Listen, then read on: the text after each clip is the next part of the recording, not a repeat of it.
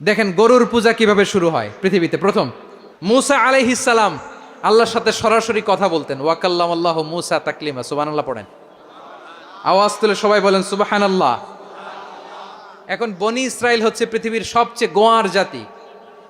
তারা বলে মূসা, তুমি যে আল্লাহর সাথে কথা বলো আমরা তো দেখি না, তুমি যে কথা বলো আমরা তো শুনি না, তো কি করতে হবে?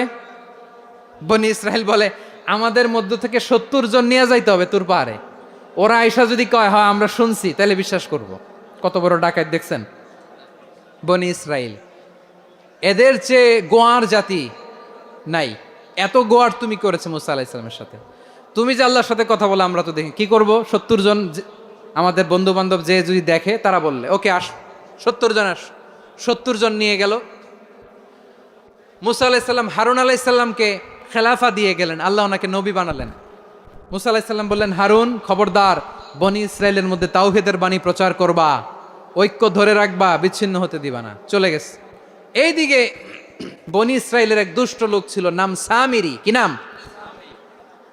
সামিরি। সে সবাইরে বলল তোমাদের স্বর্ণগুলো ফালাও। স্বর্ণগুলো ফেললো, বনি ইসরায়েলের স্বর্ণগুলোকে গলিয়ে সে একটা গরুর বাচ্চা বানালো। গোবৎস। কিসের বাচ্চা?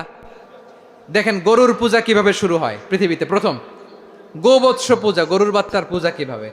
সে স্বর্ণ গলি গরুর বাচ্চা করে জিবরাইল আলাইহিস সালাম যে জমিনে এসেছিলেন, ওই ফেরেশতার পায়ের নিচের একটু মাটি সে বুদ্ধি করে প্যাকেটে রেখে দিছিল। সে গরুর বাচ্চা বানায় স্বর্ণ দিয়ে গলিয়ে ওই মাটি এটার মধ্যে ঢুকাই দিছে বেলকি দেওয়ার জন্য। স্বর্ণ দিয়ে বানানো গোবৎস গরুর বাচ্চার গায়ে যখন সেই মাটি ছুঁড়ে দেয়া হলো, এখন বাছুরের ভেতর থেকে ভ্যাঁ ভ্যাঁ আওয়াজ আসতেছে। কি আসতেছে? সবাই তো অবাক। সামিরি বলে, আরে তোমরা যে 70 জন দিয়ে মুসা আলাইহিস সালাম রে পাঠাইছো, ওইদিকে এত ঘুরতেছে, আল্লাহরে খুঁজে পায় না, আল্লাহ তো এটার ভিতরে ঢুকছে। নাউজুবিল্লাহ বলবেন না?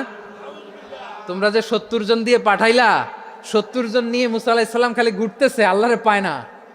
পাবে কেমনে? আল্লাহ তো, নাউজুবিল্লাহ, এটার ভিতরে সেজদা দাও। এই সেজদা দিয়ে গেল।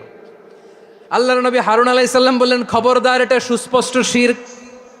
আল্লাহ সব গুনাহ মাফ করে, শিরকের গুনাহ মাফ করে না। খবরদার, তোমরা থামো। কে শোনে কার কথা? এই যে যেমন এখন আপনারা আমার কথা শুনতেছেন না? শুনতেছেন?